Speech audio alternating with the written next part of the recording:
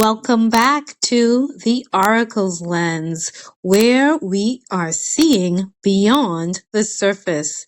This month on the Oracle's Lens, where ancient sight meets present truth, we are using a tarot deck, the wild unknown, instead of an oracle deck. And the tarot deck is showing that we are headed towards and really experiencing right now a divine reset. The ace card is coming up. So the ace within you, that's what we're going to look at. This ace within you, that there's a divine reset, the ace, overriding distorted ambition through a hidden coded timeline. Is it just me, or have you been seeing 77777 or 7777 a lot? All right. So stay tuned. This is a Celtic cross using the tarot deck, and we are going to dive into the ace within. Full transparency. This is what I wanted to call this video.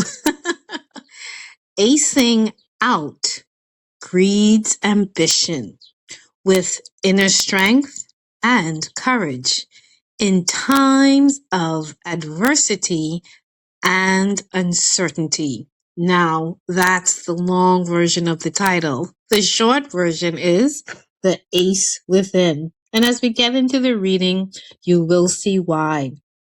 And just an acronym for ACE, but it's so much to do with this reading, is aligned, centered, connected to Earth, right? So when we're thinking about this ACE energy, and you'll just love where the ACE card pops up.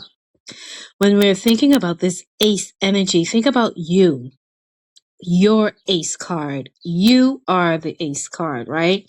And we're manifesting this, but we're acing out something. You know, the ace card is number one, right?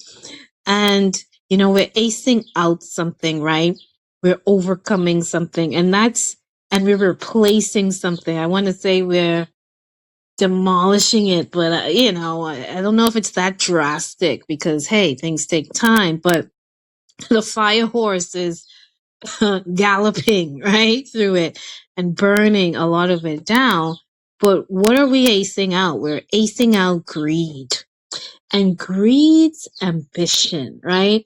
Because there's greed, but just like success has an ambition, greed has an ambition. And I think what we are seeing is the ambition of greed. Like greed is literally having a temper tantrum, right? And specifically, we're acing it out with inner strength and courage, right? In times of the fire horse, right? In times of uncertainty and adversity. But with everything else, you know, to whom much is given, much is expected. And as we say, God doesn't put us through anything that we cannot handle, right? So it's all coming out for a wiser, stronger, more courageous you, right? And we are aligning ourselves with our purpose and what we're here to do. We are centering ourselves, because that is a big, big energy for 2026. Grounded. It's come up in all of the readings, all of them. That grounded energy, whether it's our physical body or our heart energy, just feeling safe and grounded as we experience this fire horse year. So we're grounded, we're centered, we're connected to Earth. We're really connected. We're really aligned. We're really in one and in unison with what is going on, right? As above and below. All right. So, and then we have the sacred geometry card, which I haven't even made the slide for yet, but I'll save that to the end. But the sacred geometry card, I guess I'll give you a little sneak peek. It's number 44. All right, let's get into the reading. So why did I use the Celtic cross? Not really sure, but all I know is every April I get this guidance to do the tarot deck and to do the Celtic cross. I don't know if it's because of the 4 energy.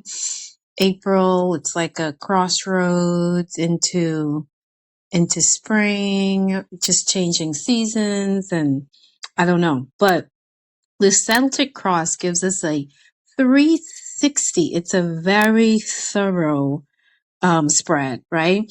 And it shows us various dimensions and aspects. Like I said, it's very thorough. So you get the inside answer, the outside answer, the above answer, the below answer, right? You see all dimensions of your quest. And what did I ask? I asked the deck to show me how Earth looks from the higher realms, right? So whether it's our ancestors, our guides, our ascended ones, our angels, whatever name we have for them, how does it look from above? How do we look down here on the 3D realm from above, right? Tell me what you're seeing from your perspective. And that's what the Celtic cross is going to explain to us, all right? There are 10 cards, and the first card is the heart of the matter. And I will repeat these as we go through them. The first card is the heart of the matter. The second card is the opposing factors. The third is the root cause. The fourth card is the past. And the fifth card is the goal. And we have the sixth card that shows us our future. The seventh card shows you. So in this scenario, the you will be the royal we, as we used to say when I was younger at home, joking about things. The eighth card is the external influences. The ninth card will be our hopes and fears. And the 10th card is the final outcome. And while I did this, I'm also reteaching or going deeper into my lessons and learning with the tarot deck and the meanings of these cards. So I use the Wild Unknown deck, but I also, to gather the essence of the cards and the meanings, I did more research on these cards with the cards themselves, not just how the card is depicted in this particular deck. So I'm merging that, as well as I did tap into ChatGPT to get ChatGPT's insight on all of this. So this is a very layered Celtic cross, and we are integrating it with lots of different perspectives and insights. All right. Because here we are seeing beyond the surface. So we're going way beyond the surface, right? The Celtic cross is giving us a 360 view of what is going on, right? The past, the present, the future, you, me, us, them, everything, our hopes, our fears, our dreams, our goals, as well as, we're getting it from the deck's perspective, AI's perspective, as well as spirit perspective. Okay, so are you ready? The first card out is the 7 of Pentacles. Now, what is Pentacles? What are Pentacles, right? And what is the Pentacle energy? The Pentacle energy is all about the earth element. It's about material aspects, practical concerns, tangible results, finances, career, health, home, our community, success, right? It's about stability and work and growth, long-term security. And as we go through the reading, you will see the hidden orders being revealed, and maybe you can see it, but I'll definitely point them out. There is a hidden order being revealed here. So the pentacles do pop up a lot. There are more pentacle cards in this reading than anything else. The pentacles is also about dedication and practicality, sorry, and sustainability. Remember that came up with the tipping point video that I did. Are we approaching a tipping point? Are we have we exhausted the point of sustainability? And now there's a tipping point where we need to redo it all, you know, and say, okay, what is actually sustainable for this? Can we maintain a healthy balance if we keep on operating at this rate, right? So it's about building a secure and a sustainable life through our work, right? It's about the physical and the tangible nature of life, right? So just to give you a little introduction about the pentacles, because we do have a lot of pentacle cards showing up, right? But this is the 7 of Pentacles, and the first position is, remember, the heart of the matter. So this is going to really play out here, right? This is going to be very pivotal. This card is a very pivotal card. The 7 of Pentacles is about a period of contemplation during times of uncertainties, right? And we are looking for success, right? We are looking, or we're questioning, is this a success or is this a failure? It's a period of contemplation where our minds, our mindset will control our perception. So we are being asked to recognize the rewards whenever the 7 of Pentacles shows up, recognizing, hey, what has been successful? And maybe even saying, okay, but what has been a failure? And let me let that go, but let me move towards more success. They actually call this card the Lord of Unfulfilled Success. So you're actually successful, but there's some unfulfillment there. And they also describe it as waiting for the harvest, right? So here is when we want to use our abilities to achieve our long-term goals. We are assessing our progress. And the card warns us to not get bogged down when faced with disappointment. So in this energy, what is required is vision, perseverance, the outlook of abundance, right? Which is profit and reward, ability to invest, right? And we also have to, with our mindset, weed out the garden, right? So we have to weed out, okay, what has not been successful? What has been a failure? So again, it's this period of contemplation, right? It's a period of contemplation. And from the higher perspective, remember the original quest, well, higher beings, how are we looking down here? And they said, child, this is a destiny checkpoint. Something else I did with this reading, because as the cards came out and as I got into the card meanings and the astrology of it and the deacons, oh my goodness, was a timeline popping up. And I decided that I had to create that timeline, actually see how these cards are flowing. So I have included a timeline in this video as well. Stay tuned for that portion, right? So we begin with the heart of the matter, the 7 of Pentacles, and the first 7 to show up. And it says, hey, you're at a period of contemplation during a time of uncertainty, but I need you to focus on the success. I need you to create that vision. I need you to persevere. I need you to look at this with a mindset and a perception that allows you to see the success and the fulfillment as opposed to what is now unfulfilled. The second card represents the opposing factors, and the 7 of Swords shows up. The Swords energy is about, it's the air element.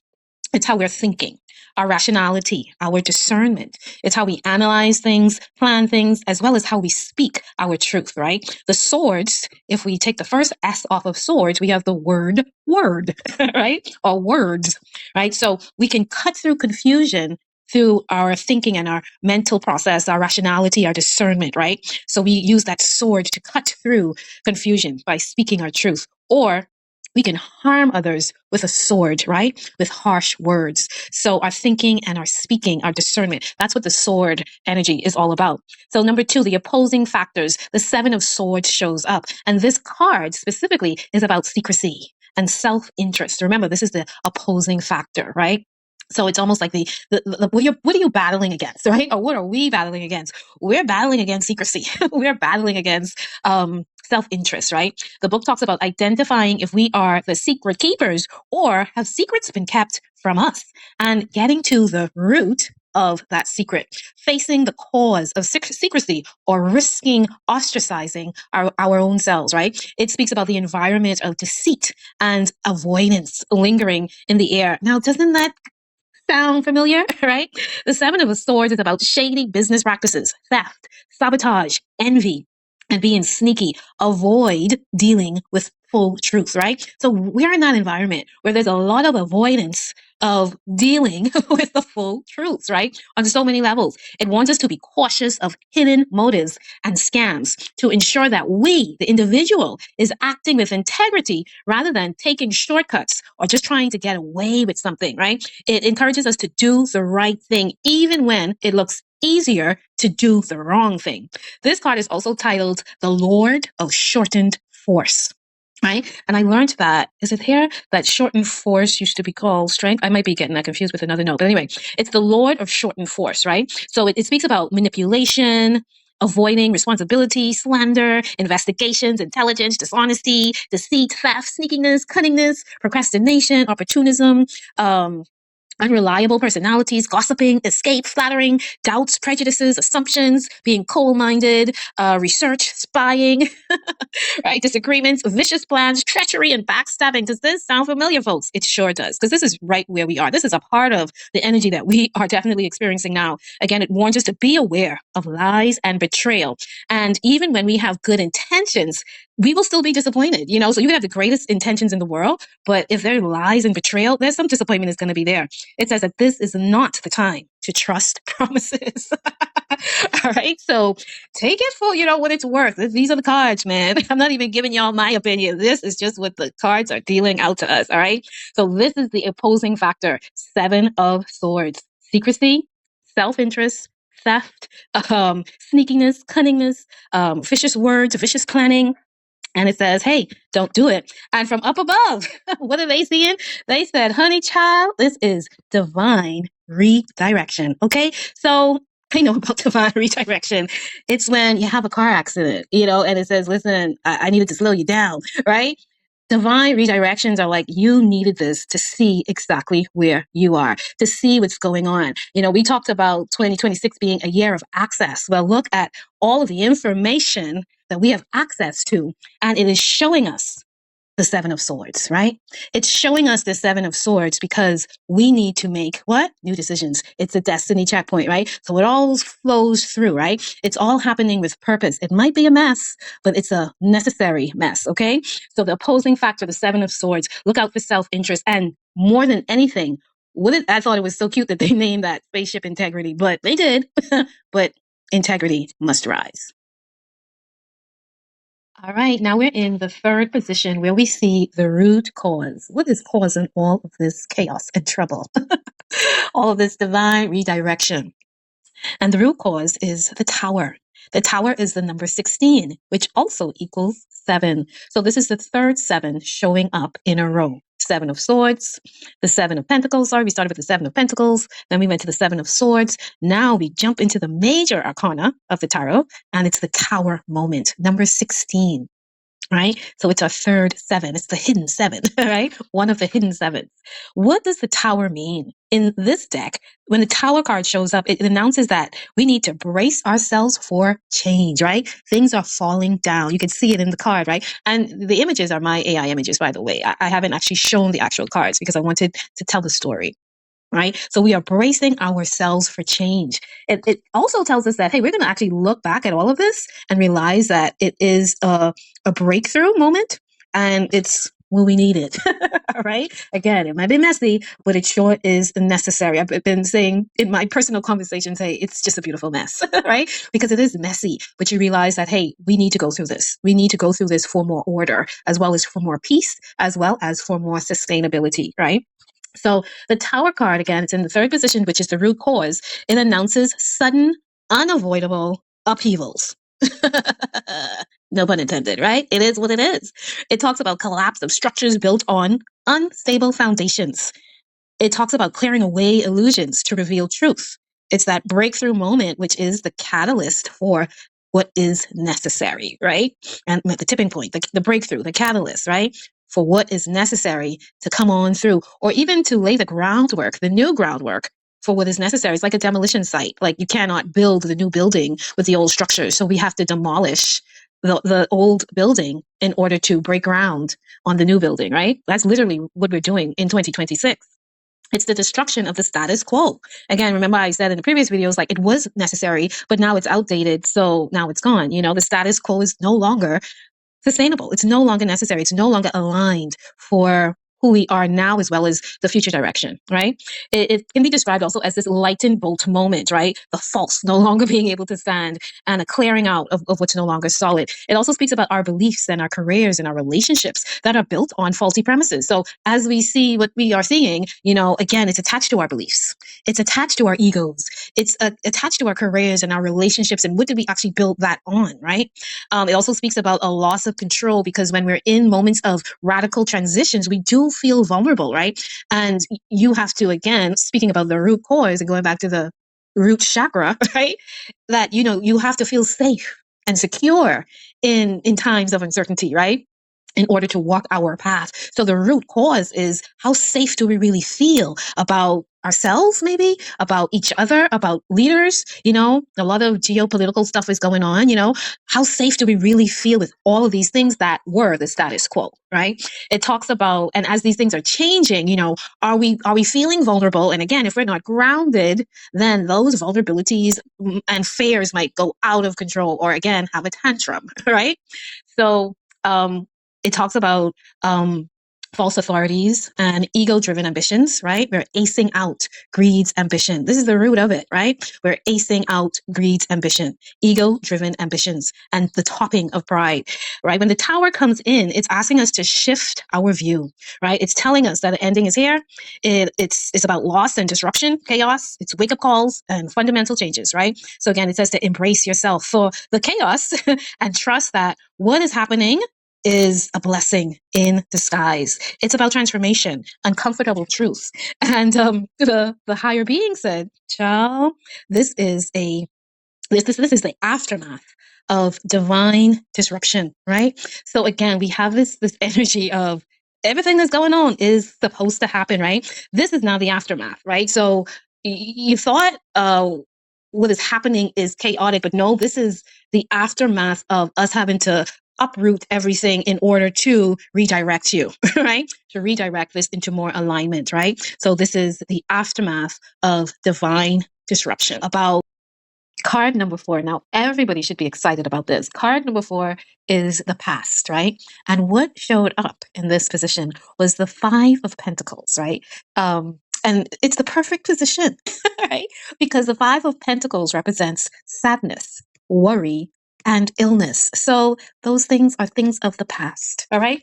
We can put those things behind us. The position 4 in the Wild Unknown deck, it describes it as things of the past, as well as in some other decks they will say what is leaving, right? So you could think about it, either it's long gone or it's leaving, but either way it's on its way out, it's ending, right? And there's less of it. So there's less sadness, there's less worry, and there's less illness.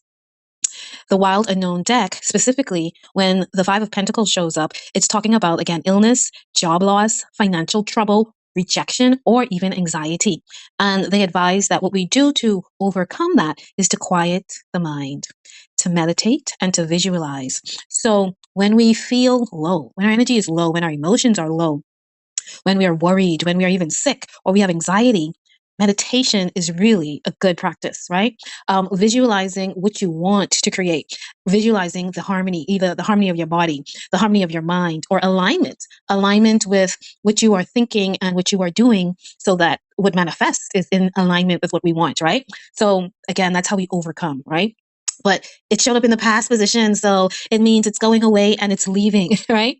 The 5 of Pentacles represents, from the astrological standpoint, it represents Mercury moving through Taurus, right? Mercury is about our mental, and Taurus, again, earth sign, is about our body, right? So when we, again, putting those two things together, how are we thinking about not just our body, but the physical, our material realm, right?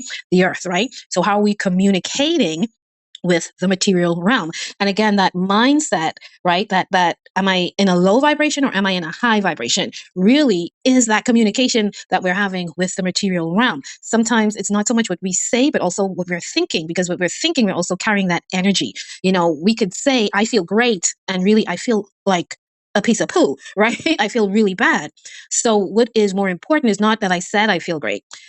Well, what is more impactful is not me saying I feel great, is actually what's going on is that me feeling in a low vibration or thinking in a low vibration is vibrating out, right? So again, the Five of Pentacles is about material hardship and poverty consciousness, right? So this is very, very big, right? This is a big point. It's the past. And again, what is leaving? So that also means that, okay, I can think more abundantly, right?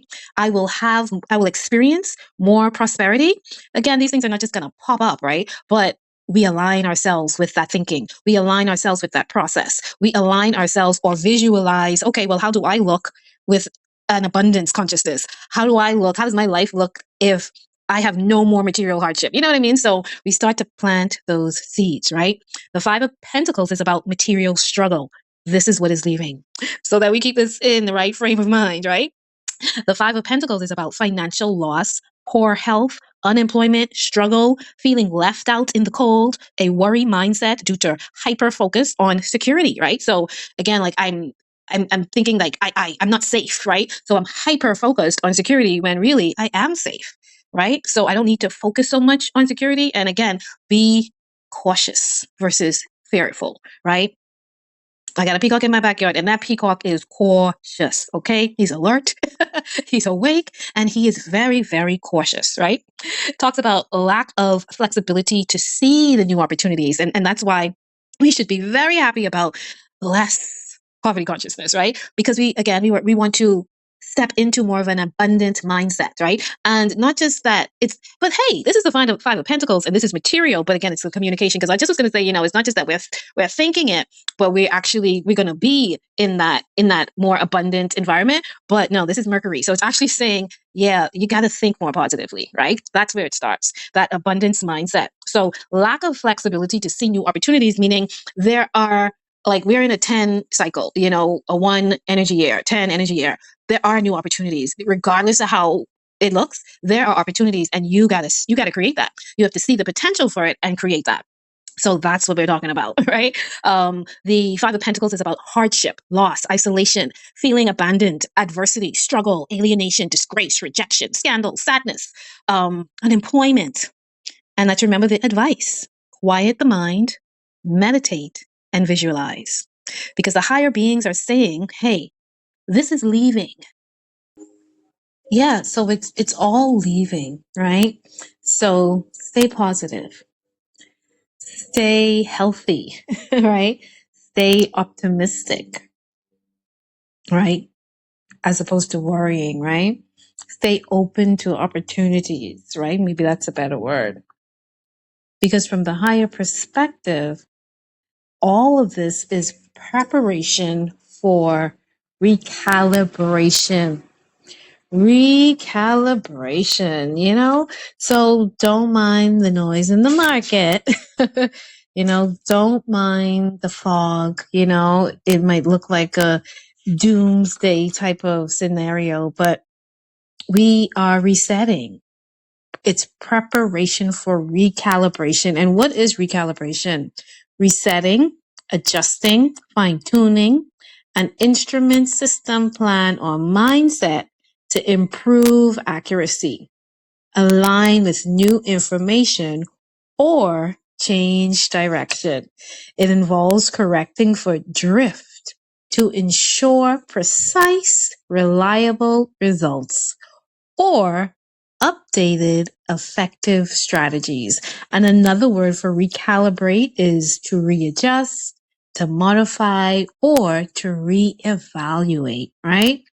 So this is a period of recalibration. All right, so now we are moving on to the fifth position, and the fifth position is the goal. In this position, we have the Son of Wands card, and the Son of Wands is also referred to in other decks as the King of Wands, right? In the Wild Tarot, in the Wild Unknown Tarot deck, the Son of Wands represents someone that is charming and adventurous. It's described as the White Knight, a true charmer, it says, that says all the right things. Now, the observation with this card is that the charmer becomes hard to know, right? So we have to trust our instincts when dealing with the Son of Wands, right? And that perfection is an illusion, right? So let's get more in depth with this card because it has many pieces of it, right? We'll discuss some of the negative as well as the positive, right? The Son of Wands, the Sun aspect or the King aspect, represents active motion or somebody in pursuit, right? So this is a moving card, right? And like I said, active, and you'll see all in the images, the person is moving through something, right? So it's embodying a lot of energy and vitality, and that's one of the energies it represents is literally vital energy and radiating, right? Someone that is a beacon of self-confidence and is carrying like that sense of assurance, right? But the Son of Wands is a one-man victory parade. Don't get it twisted, right? The Son of Wands is so low, right? It's a one-man victory parade. And I think too, sometimes it's that energy where you have to say, listen, I have to do it by myself, I might not have the crowd to cheer me on, but we have to find this inner strength, right? This vital energy, this self-confidence, right? But with that, don't be too cocky. It literally says, it's bordering on cockiness, right?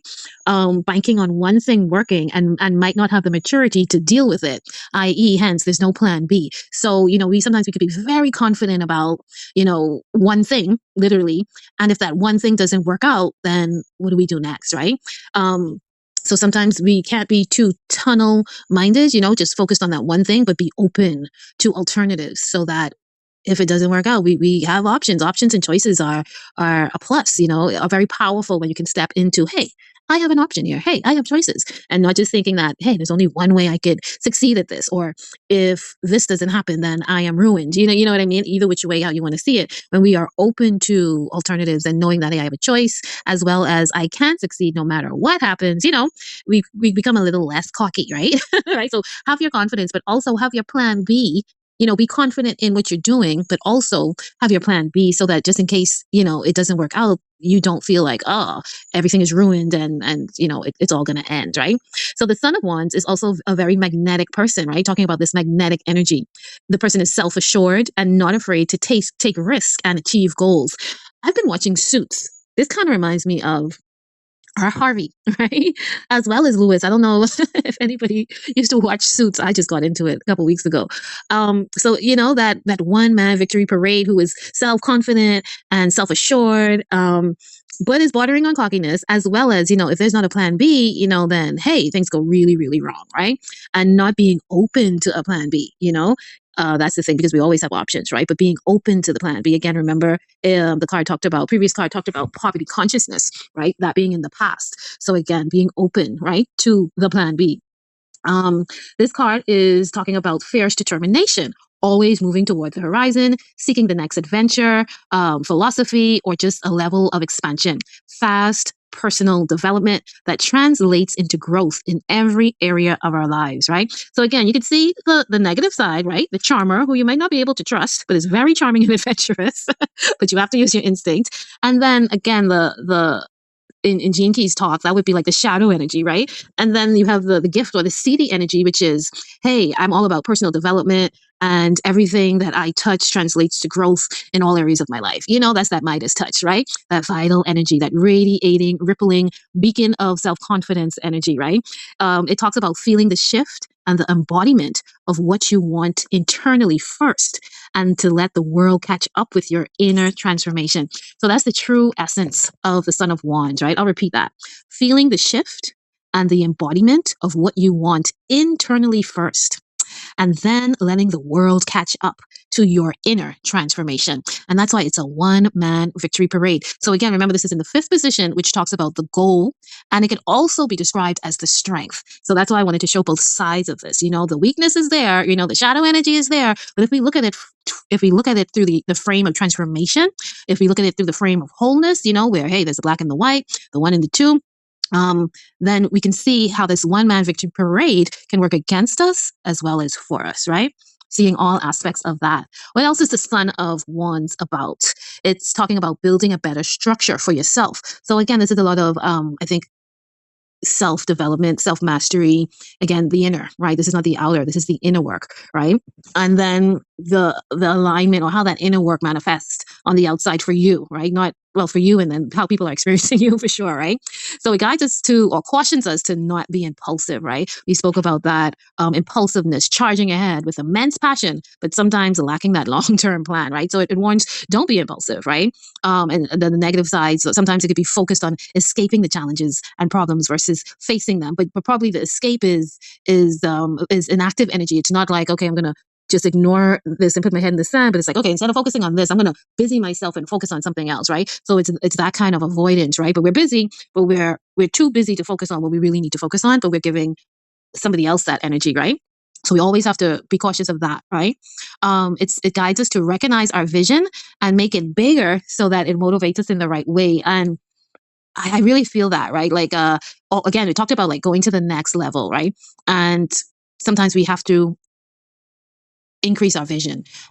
Me being a business owner, it's a constant. I wouldn't say challenge, but it's just it is what it is. You always have to think. You're always thinking, okay, I'm doing this, but how do I get to the next level? Or I'm doing this now. In 2 years, I want to be someplace else. You know, I want to be either bigger or bigger or bigger.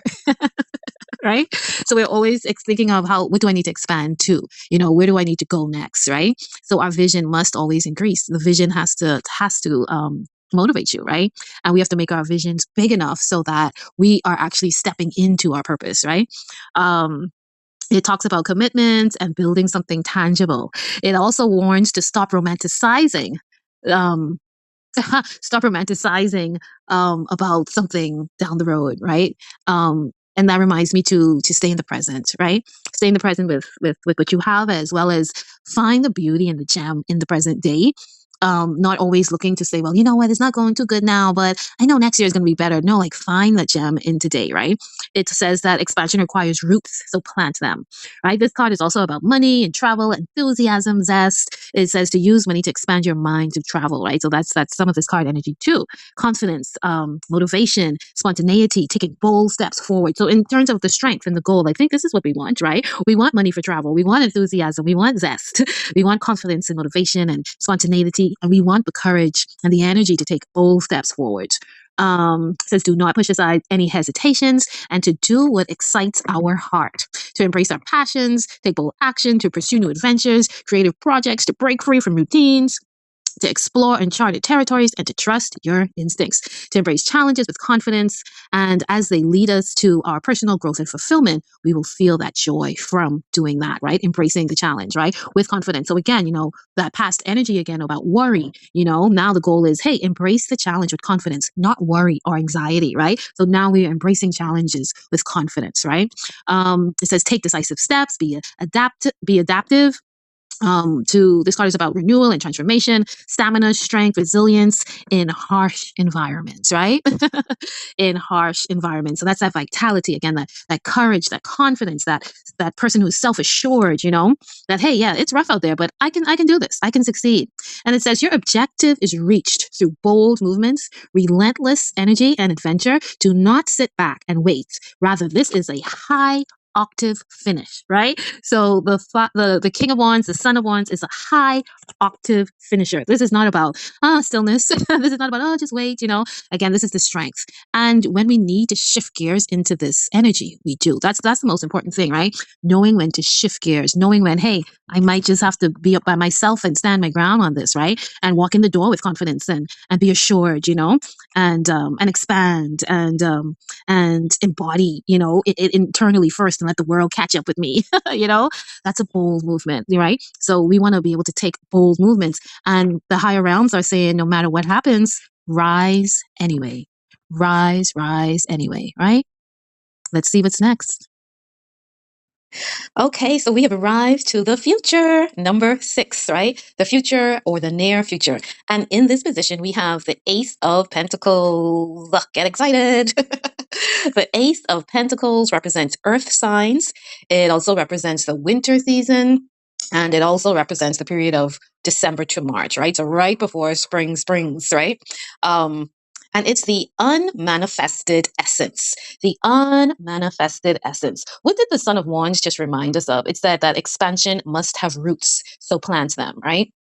And the Ace of Pentacles about the Ace of Pentacles is about the unmanifested. So the unmanifested, again, could be our thoughts, what's unknown, what is coming from the unknown, the unmanifested, to the manifested realm, right?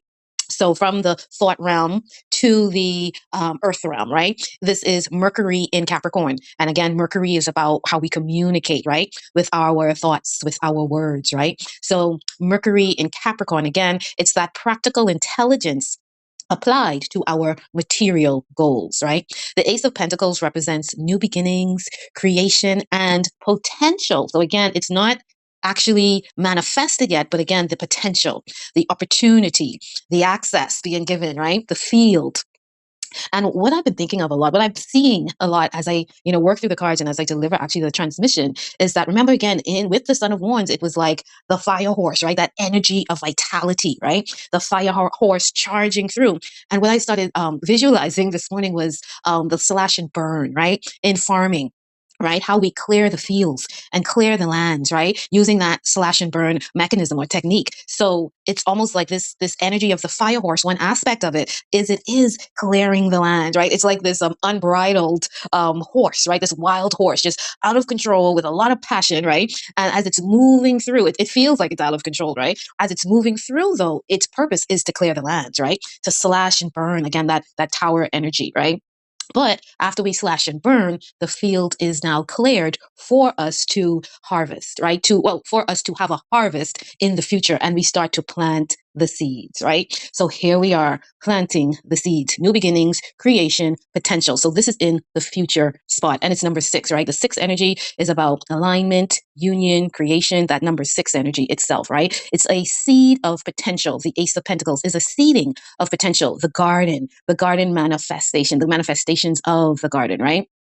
So the Ace of Pentacles is the material world. The Ace of Pentacles is announcing to us that the material world is ready to support you. Again, let's think about the field. Again, we have to clear the field before we plant the seeds. So the field is saying, okay, now is the time to plant those seeds, right? And I can support you because the land is now ready, right? You've done the clearing, so now I can support you. I can support the seed that you are planting, right? The Ace of Pentacles is about fresh starts, but remember, the heart of the matter said, hey, this is a destiny checkpoint, right? So we have that destiny checkpoint. And then the future timeline, in terms of timeline, is, hey, now you made that decision, right? It was the destiny checkpoint. You made that decision. And now now the field is ready to bring forth that decision that you made. And this also shows us that, time is not always linear. You know what I mean? It's not a straight line. Sometimes you got to go up and then down and around, right? Things take time, right?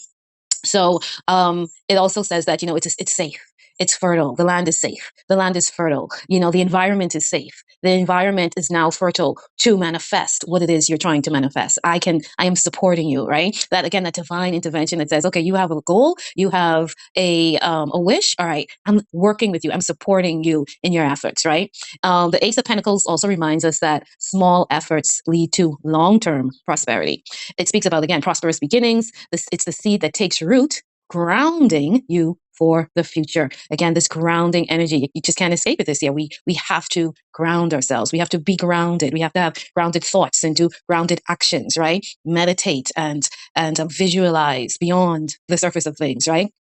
There are opportunities that come through our daily practices, places, and people, right? So again, the grounding actions, what are your daily practices? Are they keeping you grounded? I am doing a lot of exercise and dancing, especially the dancing part. When I feel like I just need to either shift the energy or just listening to music helps me to stay grounded. As when I'm eating, and get also the people in the places, the relationship that you're having. Are they making you feel grounded, or are they giving you anxiety and worry? You know what I mean? So remember that. It also speaks about real and tangible improvements that are coming, right? The Ace of Pentacles is about abundance. And this is in the 6th position. So it's the future position. So it's literally saying to you, hey, the Ace of Pentacles, the future, real and tangible improvements are coming in the future, right? So that confirms it, right? Abundance, stability, or a new beginning is on its way. The work you do now directly determines how fully it arrives. Our thoughts and our actions of today create the future's abundance. Our thoughts and actions of today create tomorrow's disasters. All of it, So what we are doing today determines how fully this Ace of Pentacles arrives in the near future.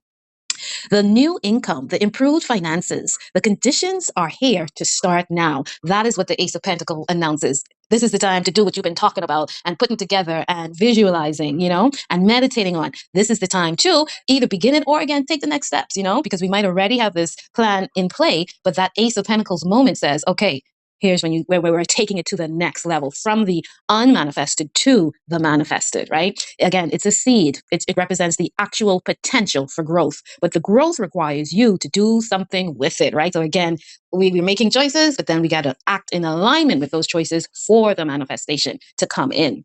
The ace again announces the beginning, right? It announces, hey, show up, right? Or I'm showing up now. This is the show up. I'm in the room now. I'm not just in your head. I'm in the room. This is the physical of it, right? Coming into being. It says to work with it, right? To give it the conditions it needs to thrive. So again, that's the farming aspect of it, right? The field must be prepared. So what are we doing right now? Preparation for recalibration, right? And then this ace shows up in the future, right? It says to look at the opportunities being offered and asking ourselves, am I too distracted as the music plays in the background? Am I too distracted or afraid to fully receive? So again, this is kind of like what we could be reflecting on now. Like, okay, I want this, but what is it that's blocking me from getting this? Am I too distracted? Remember, again, the son of wands could be very impulsive and, caught up in other things, right? So am I too distracted or impulsive, or am I afraid? Is it that past energy again? Is it that worry and anxiety and illness, that lower vibration, right? That poverty consciousness? Is that what I'm doing, And is that blocking me from really receiving when this Ace of Pentacles moment arrives, or Ace of Pentacles season arrives, right? And again, it's about fertility, growth, fertility, again, having that potential to bring something forth. Growth, prosperity, ambition, right? So this is the other side of ambition, right? This is the positive side of ambition. This is not greed's ambition, but this is a more holistic and in union ambition, right? A more serving ambition, a more soul-based ambition as opposed to ego-based ambitions. It's about our drive required to pursue the opportunities that are presented. And this card says to take inspired actions. It reminds us to take inspired actions. So what are the higher beings saying as they see this Ace of Pentacles popping up? They're saying this is alignment after release. All right. We had all of that past energy, right? We had all of that tower action going on, right? Where things were crumbling for the release, right? We had the leaving of the poverty consciousness, the release of that type of thinking, right? So we have all of this shedding energy. And then the Ace of Pentacle arrives in the future, the alignment now of ourselves in alignment with what we want after we have done the necessary releasing. And now that we've seen a glimpse of the future, I think it's a good time to bring in the sacred geometry card. And its message is union, number 44. Very powerful number. Let's look back at the sacred geometry cards that have come up. The first one was multidimensionality. The second one was time. The third one was awareness. And now we get the message of union. And the union card means I am whole. That's the affirmation for the union card. I am whole. Union means to be united or joined together. This suggests that there was a state of separateness before, and that there are parts or components that can be joined together to create a oneness. In reference to the inner world of the human being, union has to do with a state of wholeness, completion, harmony, balance, and inner peace. As pure, spiritual, and energetic beings, we are all connected to and part of everything. We are all one. From the moment we are born into this three-dimensional world, we start on a journey to experience that feeling of oneness again. As spiritual beings in physical bodies, we find that our journey here revolves around our intrinsic desire for that sense of completion and wholeness, a deep yearning to not feel alone or separated. Deep inside, we carry the inherent memory of feeling one with everything, with the universe, with God.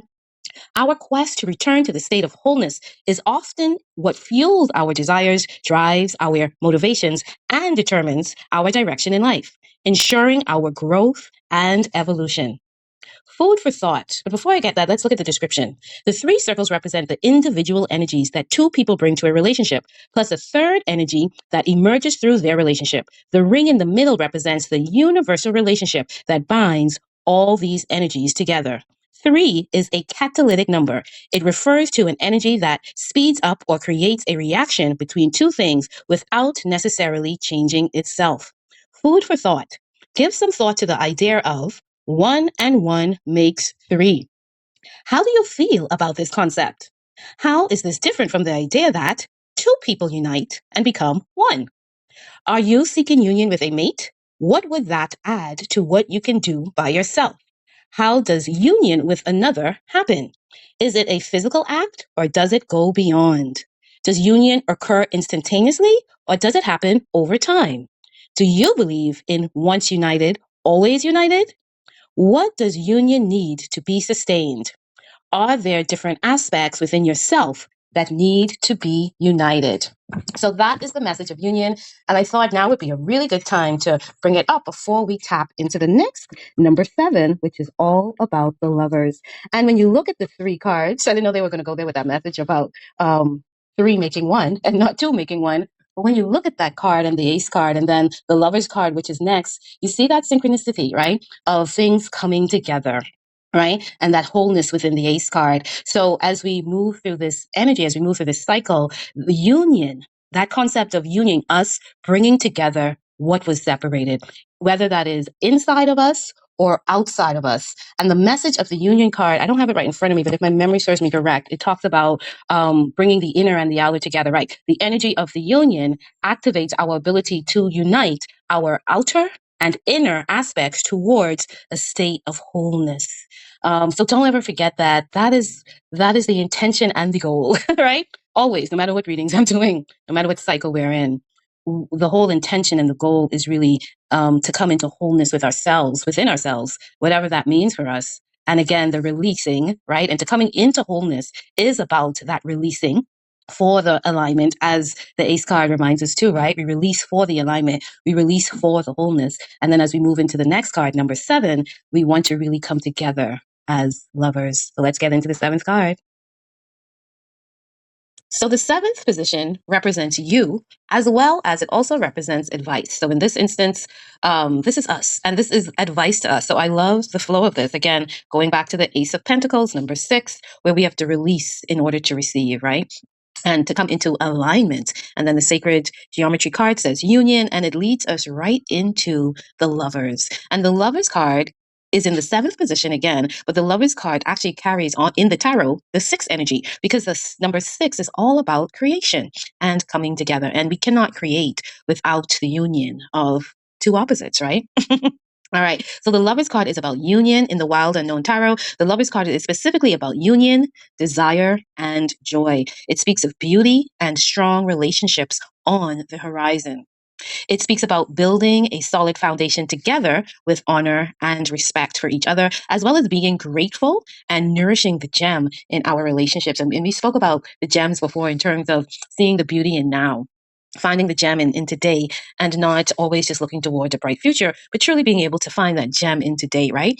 And in terms of our mindsets. So to go more into the Lovers card is about enlightenment. It's about our choices and alignment. Again, union of opposites, duality, communication, partnership, love, trust, intuition, and physical proof. Because again, creation, that number 6, when we come into union, then the third thing, as the number 44, as the wholeness card was teaching us, we create this third thing, as well as there's this third thing that emerges between the two people. And that third thing becomes something separate. So that physical proof, right? That new thing that is being created through the union, through the alignment, through the union of opposites.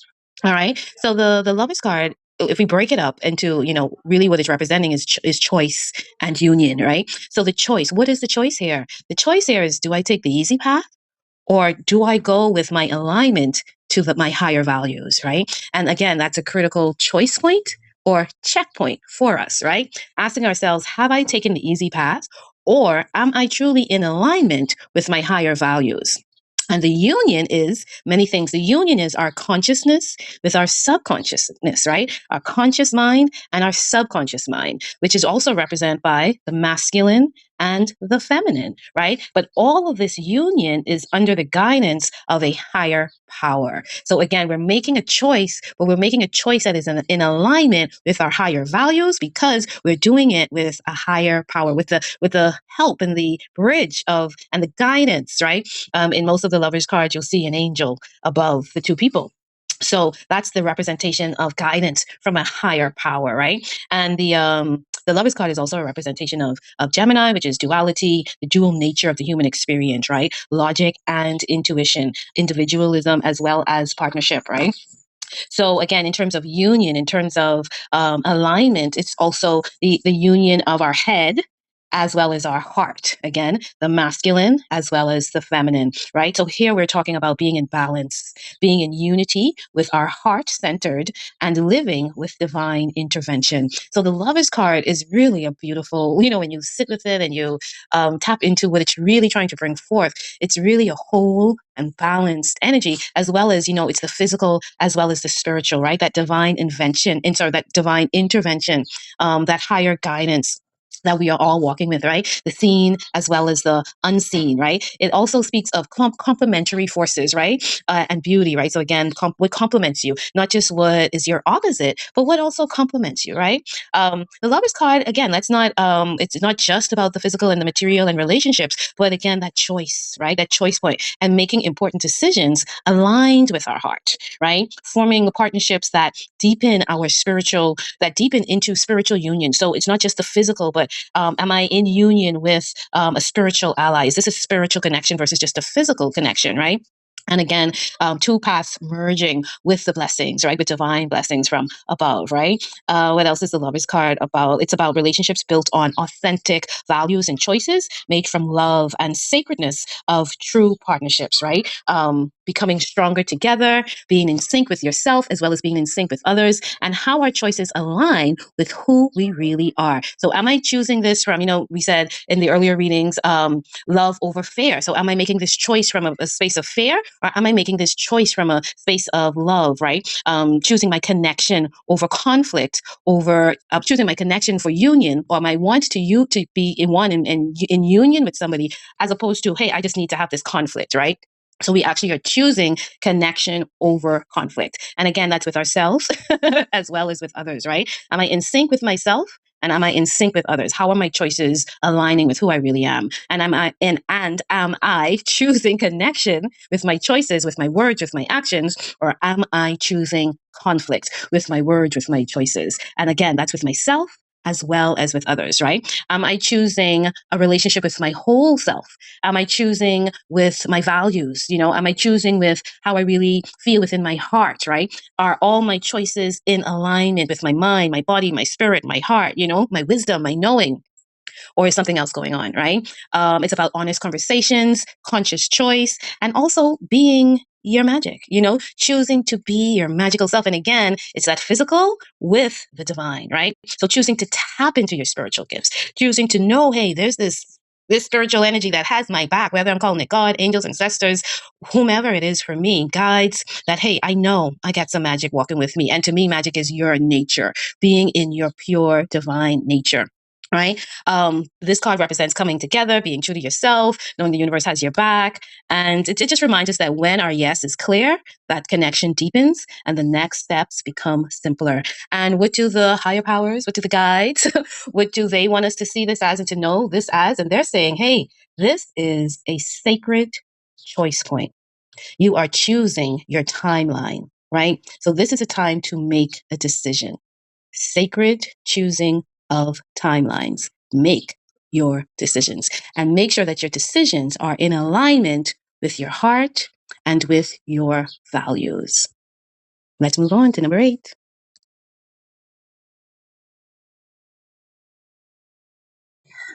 And in the 8th position, we look at external influences and factors.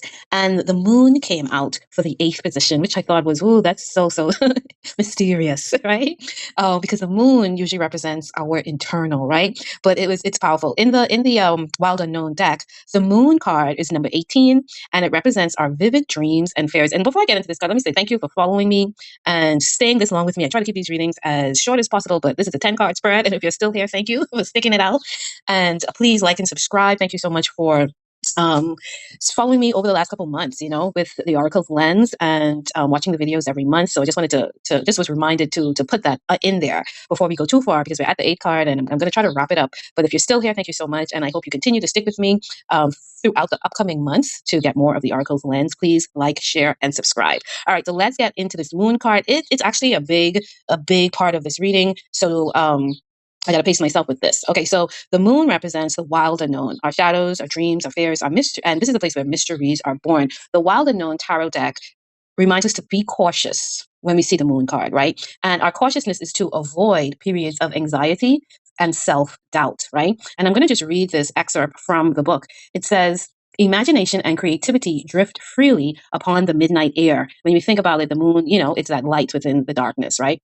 So the moon's transitions over the days to culminate in fullness of its spiritual counterpart. I'm going to read that again. Moon's transition over the days to culminate in fullness of its spiritual counterpart, right? And let's again look at the moon. The moon goes from the new moon, which we're under right now, the new moon. But I think I can't remember the name. The name escapes me right now. We're out of the new moon, but then we went into and I saw it last night too. It's like a little smiley face. I think it's crescent, right? The crescent moon. I think that's what it is. So we go from the new moon to the crescent moon to the quarter moon to the full moon, and not with many moons in between those, but that's part of the order. But the moon goes through phases, right? And as the days as we go throughout the days, we see the moon's shape changing and going from the 0 point where it's the new moon, we don't actually see it, to the fullness of the full moon some 28 days later, right? That's the stages. And again, what this episode is saying is that it's in fullness with its spiritual counterpart. And it says that trust must be felt, right? And the spiritual counterpart of the moon is the sun, right? Again, that the alignment of those two parts, the sun and the moon, the masculine and the feminine. But this card says, hey, this is the external factor. And because it represents our shadows and our fears and the unknown and the mysteries, and its message is to be cautious to avoid periods of anxiety and self-doubt, it also says that this is a period where our intuition increases and our logic decreases, right? So what I was getting with this card really is that, and the moon card, this particular card represents Aquarius energy. And again, Pisces energy. And I started thinking of, again, when the fire horse started, this whole period, that external energy of the moon representing the wild unknown, representing our shadows, our dreams, our fears. And we are experiencing that on the outer right now. It's internal, but it's manifesting. It's manifesting on the outer. And that is really what this fire horse cycle is bringing out, that darkness that we need to release from our inner, that anxiety, the fears, all of this stuff we've been manifesting from within. And now we're at this tipping point, this culmination point, this resolution, this breakthrough, and we're seeing it play out, right? We're seeing the nightmare. We're seeing the shadow, right? We're experiencing all of this, the house of mirrors, right? And it says trust must be felt. So again, this is a time where intuition is going to increase, but your logic, again, that old, and again, we can even frame this in terms of divine feminine rising, masculine shedding, right? Shedding the unhealthy masculine energies that are out of balance. Again, shedding that unhealthy logic of the masculine energy, that's those old structures that are now breaking down and the towering around us, and increasing the intuition, right? The feminine energy, the subconscious energy, knowing how powerful that subconscious energy is really in what we're manifesting, going more into the intuitive feminine energy for balance, really going more towards the ancient maternal energy than the more status quo what we've been living over the last 50 plus years, that masculine paternal energy, authority, right? So all of that. And then as we look closer into just the energy of the moon card and what that represents, We spoke about the shadows, the mysteries, the subconscious, anxiety, the doubts, the unconsciousness, as well as our intuition. It talks about the hidden parts of ourselves, right? The illusion and the confusion, right? So again, this energy started in, and I'm kind of bringing in the timeline energy a little bit more as I talk about it. This energy started under the Pisces moon, right? In March, right? Fire started in February. So as we move through these stages, these months, March, April, we're almost approaching May now, the moon is going through its phases. And we're seeing more of the fears and the anxiety and the unknown coming into the surface. We're moving through this period of illusion and confusion. It's here, right? Illusion and confusion. And what it's saying is that the full truth hasn't been revealed. Right? There's a deep psychic shift that's going on. It talks about facing the illusions that make up our psyche and the collectiveness of all the oceans, right? The moon is that collectiveness of all the oceans. It represents the unity of tamed and wild passions. It represents too the dog and the wolf. If we think about that energy, right? The dog is the tamed, the wolf is the untamed, right? So that moon energy, right? The illusions and the confusions, right? It says that something is reemerging from the past. So again, all of this stuff that it's inside of us and now it's external and we get to see it and it's being revealed, but it is some of the yuckiness, right? It is some of the illusion and the confusion that we are actually being shown and looked at, and it feels like, oh my God, what is this, right?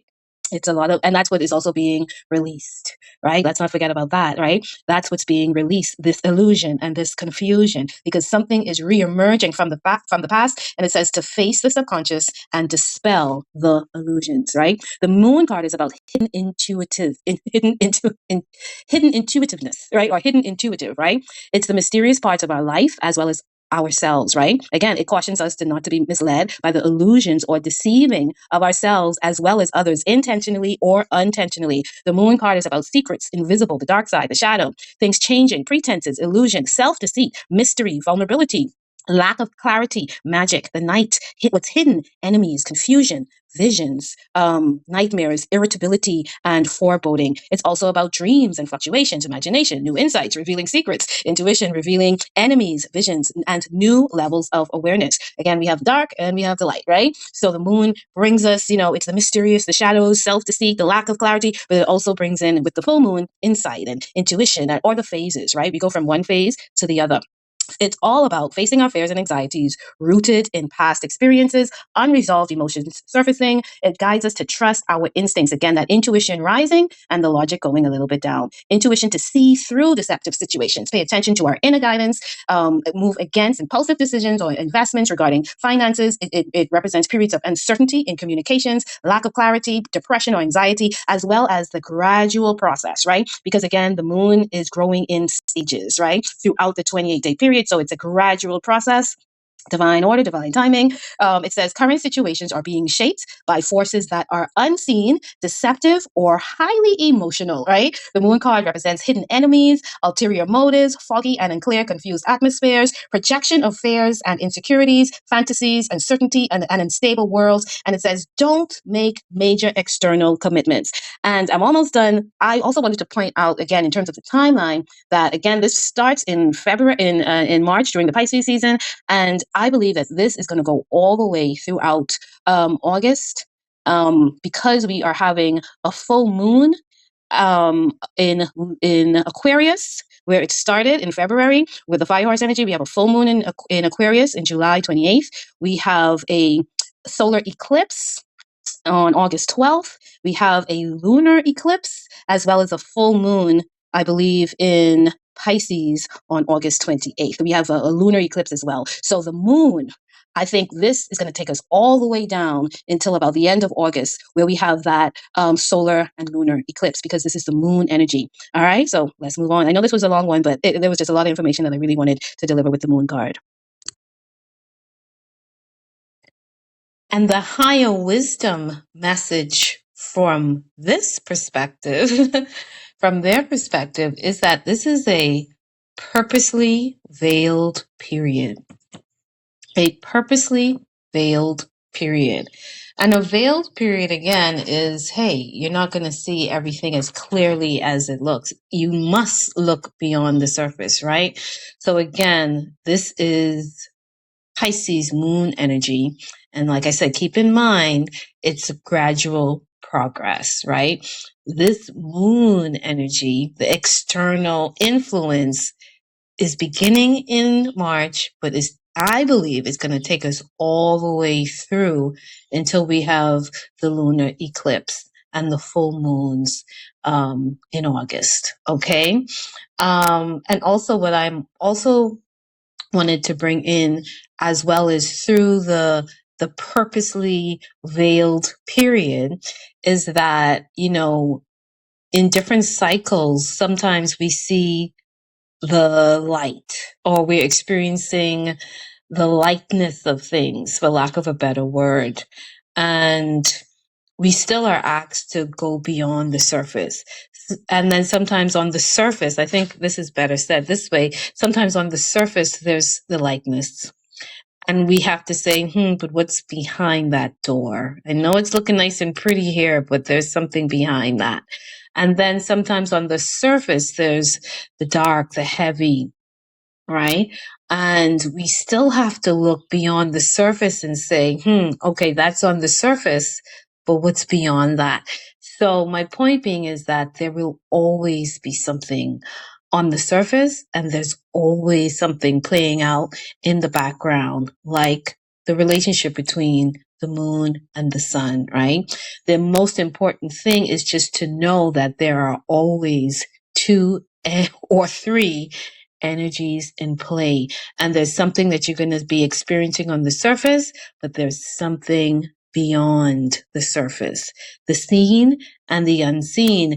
And just like the union card spoke of and the lovers card spoke of, is that we are better served when we're bringing these counterparts together. But know that there is always a veil in place, and as we tap into our intuition, as this card is saying, more intuition, less logic, we are able to see more of what is happening beyond the surface as well as beyond the veil. All right, so let's have just a little recap of the cards that we've been seeing so far, and particularly what's really being translated here. We had the Tower, right, which represents collapse.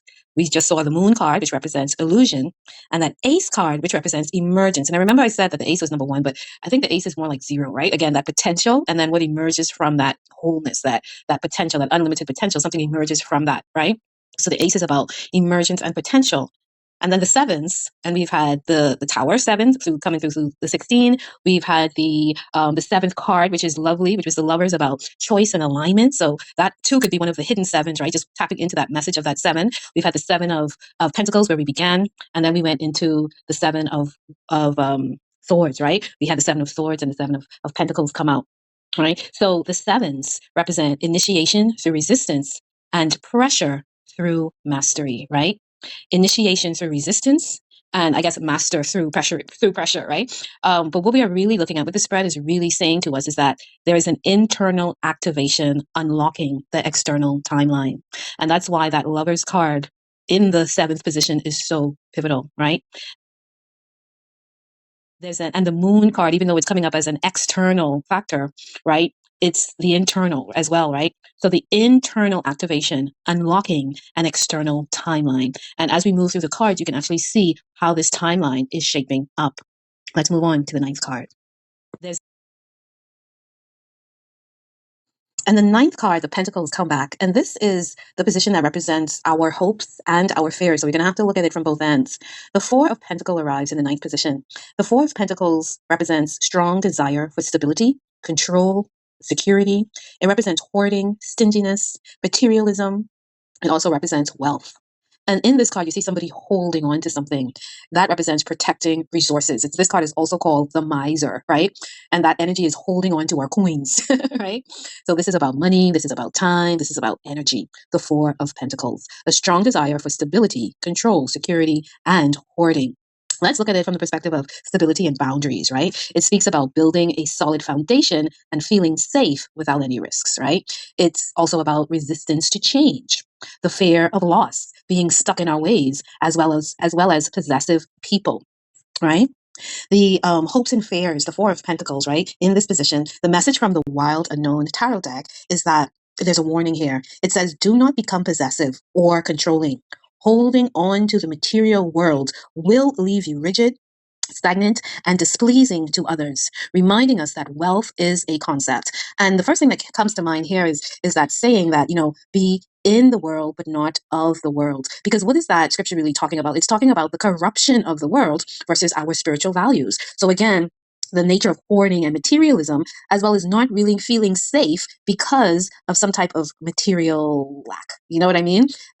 Balancing out that, hey, yes, I am a citizen of the world, but what really grounds and balances me are my spiritual values, my choices. And again, the Lovers card saying, make sure that your choices are in alignment with the trueness of who you are, that wholeness of yourself, right? Which is the masculine and the feminine, the physical and the spiritual, right? Everything coming in to the alignment and the wholeness of ourselves, right? So we have hopes and we have fears, as well as not allowing our hopes or our dreams to really seed our fears, because we, again, that energy of greed's ambition, we want to be so successful that we've created these prisons within ourselves and within the world, where it really is more of a representation of not where we're trying to go, but what we truly fear inside, right? And that is going to create some conflicts, right?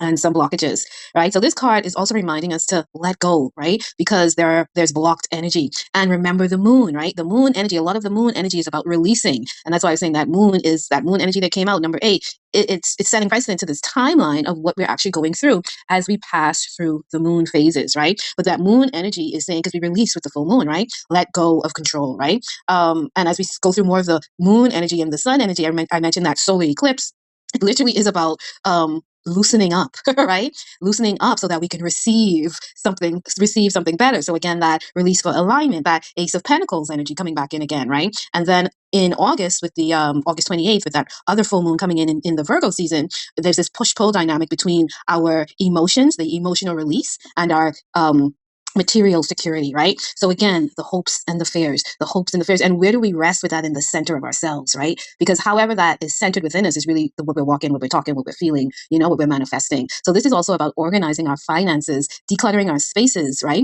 And allowing the opportunities that come into us and the relationships that come in to be serving, right?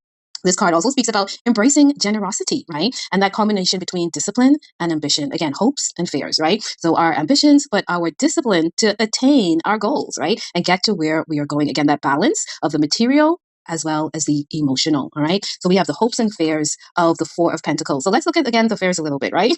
The frugality, boundaries, being guarded, right? And wrestling with our feelings and blockages, right? And boundaries in the sense of blockages, not so much of safe and healthy boundaries, but more blockages and blockages that we're giving ourselves, right? Again, holding on to something that too tightly. So we're, again, holding it close to our chest, holding it in our hand as if, if I let go of this, I'm going to be broke. If I let, again, that poverty consciousness, which we spoke about earlier too, right? And what are the positives about it? Successful management of our goals, the attainment of the quote unquote wealth, valuing things only for their material worth versus the spiritual worth, or valuing ourselves and just looking at things from a material perspective as opposed to maybe an emotional or even spiritual perspective. This would be the negative, sorry.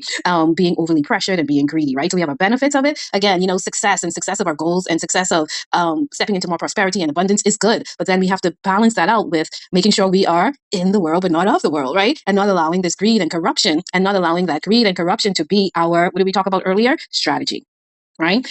This card talks about solid investments and financial positions, right? That allow us to have stability, conservative spending, as well as money management and becoming, and it warns us again, like I said, it warns us about becoming a prisoner of our possessions, right? Let's break it down in terms of love, career, and money, right? Love, clingy lovers, jealousy, insecurities, holding on to the past. In terms of our careers, an imposter syndrome, like you're not really doing what you're supposed to be doing. You're doing what the world thinks you're supposed to be doing as opposed to being soul aligned, right? That's when we are living our lives based on ego versus soul, right? Paranoia and avoiding collaborations, right? As opposed to coming together and being diplomatic and working together. And in terms of money, stable finances, frugality, and savings for the future, right? So hopes and fears. And again, sometimes they say there's a thin line between love and hate. There's also a thin line sometimes between our loves and our fears, depending on our perspective, right? That Mercury in Taurus, right? How are we communicating, right? With the material realm.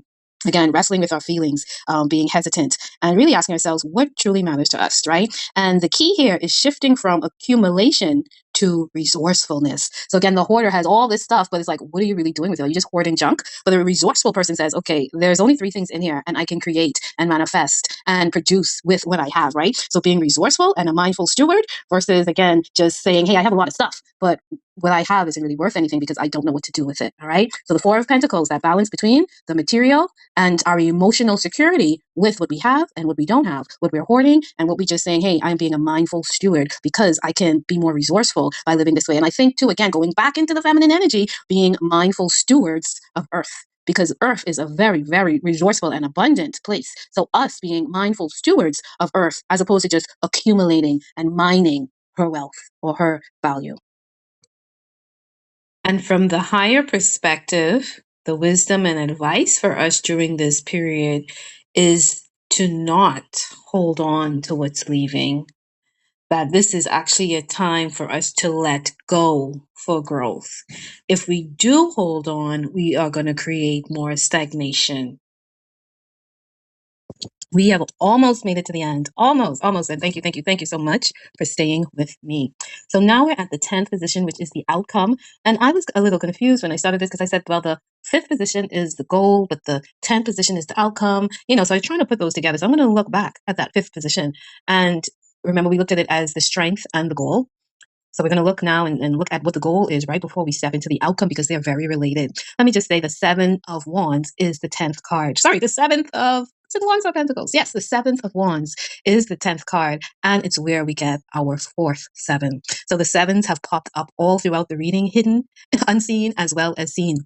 All right. So the goal, right, of the Son of Wands, what did that goal look like? And it's interesting that we moved from the Son of Wands now to the 7th of Wands. The goal looked like rapid success, a fast-paced conclusion. The goal looked like total autonomy, following our own lead. The goal looks like a jumping point for a bigger adventure. And within that goal energy, we are avoiding distractions. We're focused, right? We're avoiding just playing it safe. We're actually willing to take the risks to get what we want, right? And in a positive, balanced way, right? Soul aligned, in an aligned way. The goal is that we are no longer burnt out, right? We are watching out, we're alert, we're cautious for ourselves and burning ourselves out, right? That we carry enough fuel for our missions, but not the excessiveness, not the burnout, to be the catalyst without fear, right? And it says, don't step on toes or create a mess, right? Because the Son of Wands was about movement and spreading the flame of fire, right? Spreading our flames, right? So now we move into the 7 of Wands, right? And the 7 of Wands card, I'm going to read it directly from the book and that message because it would have just been beautiful just to end it with that, but we have to go beyond the surface, right? In the tarot deck, the 7 of Wands represents courage and inner strength. And this is the message from the Wild Unknown deck. It says, a single wand stands up tall, ablaze with light. The others fall away in shadows. Such is the story of the 7 of Wands. You'll not find any strength or support from others, only yourself. It is time to be truly courageous and stand up for your beliefs. You may feel overwhelmed with caution and fear, but your eternal fire will guide the way. All right. So what is this 7 of Wands card about? It's about strength and inner courage. It's also about aggression. It's about drive and pride. It's about individual strength, willpower to remain at the top after achieving your success. I'll read that again. Having the willpower to remain at the top after achieving success. The Wands is a fire energy, right? I don't know if I went into that with the Son of Wands, but the Wands energy is that fire energy. It's about passion and creativity and action and ambition. It's about this internal ignition switch, the Wands energy, right? So what's inspiring us and activating from within us, right? It's about doing things and taking the initiative. So again, the fire energy, we're in Aries season. We're about to go into Taurus season, where it's Earth, where we ground all of that fire, right? But the Aries season, as well as here, we're in a fire horse cycle, right? So we can recognize the passion and the action and the ambitions that we see coming out within this fire horse cycle, right? So again, the 7 of Wands is about aftermath, right? And not just bad aftermath, because I think a lot of times when we use the term aftermath, it's like negative, but this is success, right? So, but it says that in that aftermath energy, that success must be protected against challengers. So it's almost like, again, we're at the top of our game, and then you still have to defend or sustain your position, right? The 7 of Wands is about taking a moral high ground. So how do we protect ourselves against challengers? we take the moral high ground. It's the stamina to fight off multiple opponents at once. Okay? The Seven of Wands is that moment where your inner resilience is tested by sudden external pressures. It reminds us that it reminds us about our own human capacity to preserve, to protect, and to maintain the lead. The Seven of Wands card is the inevitable correction to ambition. And that's where I got the first long reading, which was the first long title, which was acing out ambition's greed, right? Again, that Four of Pentacles energy, holding everything close to ourselves, the avarice. I don't know if you saw that word, avarice. Avarice means greed, right? So we're acing out greed and ambition, or the ambition of greed, put it all together, right? And this Seven of Wands is the inevitable correction of ambition.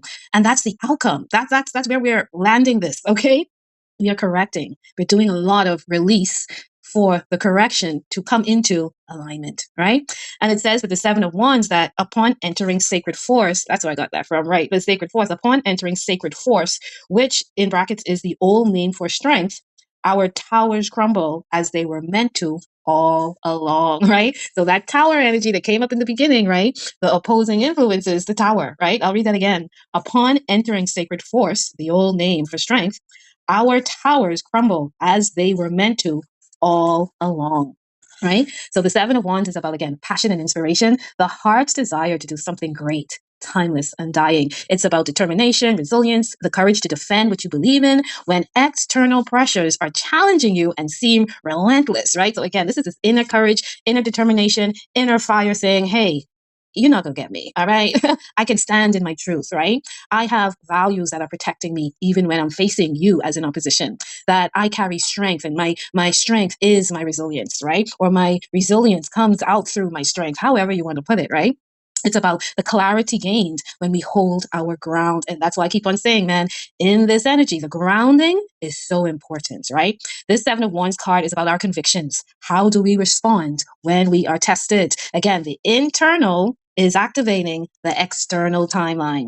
It speaks about channeling your inner resolve and trusting your ability to overcome obstacles, meeting challenges head on, and that, challenges are really part of our journey to success. So we have to be and we have to embrace the challenge, because we really know that, again, that higher perspective, we really know that this challenge is also towards the sculpting of my success. The Seven of Wands is about protecting boundaries, not the Four of Pentacles just hoarding, but protecting boundaries, challenges, assertiveness, stamina, inner strength, advocacy, triumphing through adversity, overcoming obstacles, standing up for beliefs, having the grit and the conviction to hold your position. It is the card that represents leadership under pressure, safeguarding what matters most, being emotionally fortified, and having that pride and willingness to defend your values. And the warning, of course, is don't let defensiveness overshadow your opportunities for trust and to create that connection. Again, going back to the Lover's card, going back to the Sacred Geometry card of union. And it basically says that when we're balanced, we inspire strength and clarity in navigating relationships and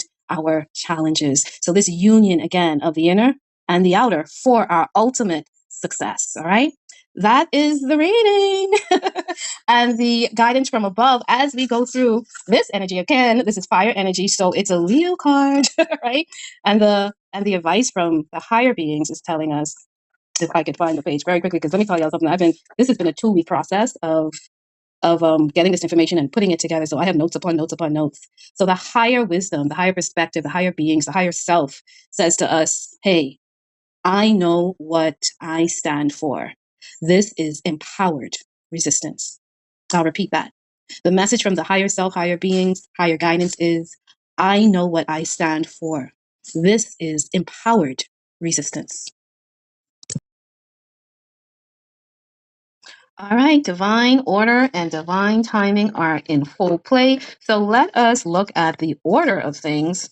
We went through the Celtic cross, but now we're going to see the timeline, right? Because I felt the timeline as I went through the cards, so I actually wanted to see it.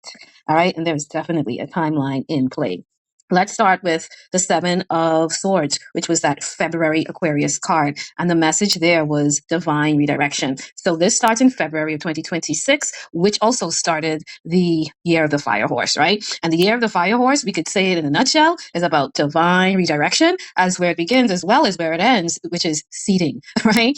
Divine redirection for the seeding, right? And that seeding is the alignment after the release. So from the beginning to the end, right? We're going to start in February. And then we're going to go into the March energy. And that Pisces March energy was veiled on purpose, right? And that is that moon energy. And the moon energy is beginning again with that Pisces moon. But hey, that takes us all the way through August, where we have, or July, where we have the full moon in Aquarius. And that's why I pointed out that full moon in Aquarius, since this fire horse year starts in the Aquarius energy. So we have that full moon in Aquarius on July 28th or 9th. And then we have the solar eclipse on August 12th. We have a lunar eclipse. And then we have the full moon in Virgo, the full moon in Pisces, in Virgo season on August 28th, as well as that moon energy takes us all the way to the Ace of Pentacles energy, which carries us all the way into March of 2027, right? Which we'll again be in this Pisces season again, as well as going into the spring, right? So this moon energy is gradually progressing throughout the reading. It just doesn't stay in one season. And then we go into the April season. And it starts with the tower, right? And all of that tower energy, which is the aftermath of divine disruption and just divine disturbances, right? So we have that April energy, the tower energy, the Aries energy. And we then go into the fourth card, which was that past energy, which is again in April, but as we move towards the Taurus energy, right? So as we end April, which is where we are right now, ending the Aries season and shifting into the Taurus season, today's date is actually April 20th. I started this process on the 4th of April, that 4/4 energy. So this reading has also been a gradual process from me pulling the cards to me actually finishing the content and recording of it, right? So this preparation for recalibration as we enter into the Taurus season in later April. And then we go into, and that also represents the first column up into the wilted rose, where that was the 5 of Pentacles energy, right? The recalibration there, the reset. And again, I'm saying this is where we are right now. And as we move more into the Taurus energy, into the May Taurus energy, we experience the heart of the matter, right? Where we started with the reading, the 7 of Pentacles card, which is that destiny checkpoint, right? May is that destiny checkpoint, that 7 of Pentacles energy. That's now, okay? So as we move more into that Taurus energy, we are experiencing the preparation for recalibration, and then the heart of the matter, the 7 of Pentacles, that destiny checkpoint. And then after that, we go into the May-June Gemini energy, which is the Lover's card, right? So we're making the sacred decision making, where we're choosing this timeline, right?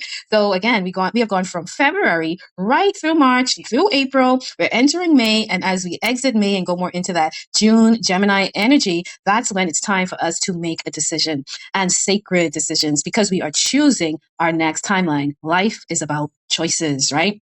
And then after that, we also go into, as well as, in August, that's where I know what I know now, right? So we make it this sacred decision, right? As well as we come into more alignment with what's within us and what's outside of us. And that allows us to stand in our power and truth in August, right?